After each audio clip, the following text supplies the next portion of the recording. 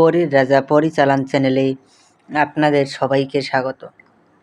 তো আজ আপনারা থাম্বনেলে দেখতেই পেরেছেন যে 30 মিনিটে দৌলত পরী হাজির করুন। এই দৌলত পরী ধন দৌলত দিয়ে আপনাকে ভরপুর করে দিবে। তো এই দৌলত পরী যদি আপনারা একবার হাজির করতে পারেন তাহলে পরে আপনাদের আর কোনো রকম কোনো কাজ করতে হবে না। তো এই দৌলত পরীকে দিয়ে শুধুমাত্র আপনারা টাকা পয়সাই নিতে পারবেন, আদার্স অন্য কিছু করাইতে পারবেন না, কিন্তু তাও বান বশীকরণ আর আপনার প্রবলেমগুলো দেখতে পারবেন। আর অনেকে প্রশ্ন করে যে টাকা পয়সা যদি পরিয়ে দিত তাহলে আপনারা কিসের জন্য ভিডিও করেন, এই সম্বন্ধে একটা প্রশ্ন আপনাদের মনে ওঠে। যারা চালান করে, যাদের কাছে আকাশ পরী থাকে, তাদেরকে কোনো দিনও পরী টাকা পয়সা ধন দৌলত সোনা দানা কিছুতেই এনে দিবে না। এটা 1 নম্বর কথা হলো। আপনাদের পয়েন্টগুলো আমি আপনাদেরকে বুঝিয়ে দিলাম। কেননা এটা নিয়ে আপনারা অনেক ভাইয়েরাই আমাকে জিজ্ঞেস করেছেন, তাই আমি ভিডিওর মাঝখানে বলে আমি আপনাদেরকে বুঝিয়ে দিলাম। তো আশা করি আপনারা পুরো বিষয়টা ক্লিয়ারভাবে বুঝতে পেরেছেন। আর যদি আপনাদের বুঝতে কোনো রকম অসুবিধা হয়, ভিডিওটা আপনারা প্রথম থেকে শেষ পর্যন্ত মনোযোগ দিয়ে আপনারা দেখবেন। আর এটা যদি আপনারা নিজেরা করতে না পারেন, চালান করে নিতে চান, তাহলে পরে স্ক্রিনে দেওয়া নাম্বারে আমার সঙ্গে যোগাযোগ করে নেবেন।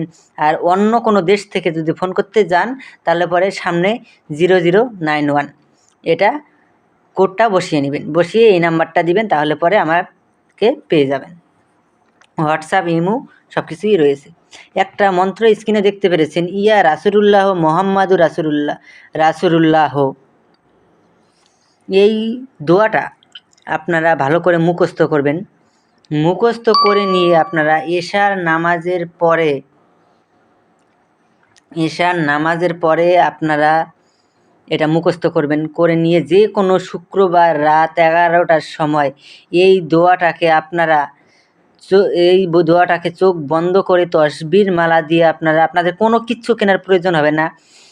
চোখ বন্ধ করে তসবির মালা দিয়ে 3 মালা জপ করবেন। 3 মালা জপ করার সঙ্গেই দেখবেন দৌলত পরী টাকা পয়সা নিয়ে আপনার সামনে এসে প্রকট হয়ে যাবে।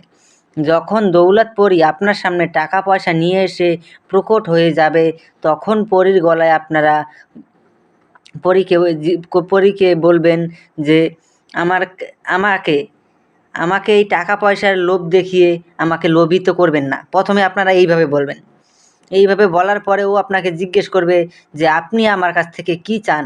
তখন আপনি ওনাকে বলবেন যে আমি তোমাকে যা আদেশ করিব তা সঙ্গে সঙ্গে পালন করিতে হবে। দ্বিতীয় শপথ, আমার অনুমতি ছাড়া তুমি কোথাও যেতে পারবে না। তৃতীয় শপথ, আমি তোমাকে যখনই স্মরণ করিব তখনই আমার সামনে এসে প্রকট হতে হবে। এই 3টি শপথ করার ফলে ও আপনার বশ্যতা স্বীকার করে নেবে। তার মধ্যে আপনার সামনে যে ধন দৌলত নিয়ে যে উপস্থিত হবে, ওই ধন দৌলতও আপনাকে দিয়ে যাবে। আর তারপরে আপনারা ওনাকে বলবেন যে আপনাকে কী নামে ডাকলে পরে আপনি আমার সামনে এসে প্রকট হবেন।